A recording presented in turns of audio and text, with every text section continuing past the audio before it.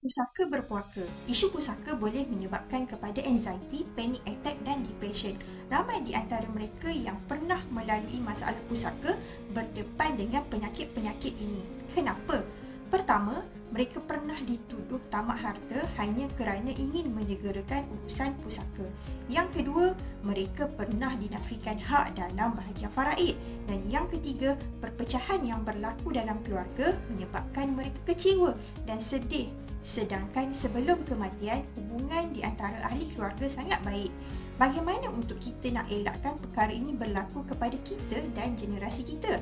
Pertama, sangat penting untuk kita educate keluarga tentang kepentingan menguruskan pusaka dengan segera dan mengenal pasti waris yang berhak ke atas harta selepas kematian.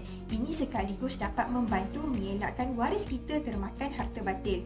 Yang kedua, buat perancangan harta awal semasa hidup agar urusan selepas kematian mudah dan tidak memberi beban kepada waris. Dan yang ketiga, berkongsi kepentingan merancang harta dengan ahli keluarga dan kenalan yang lain.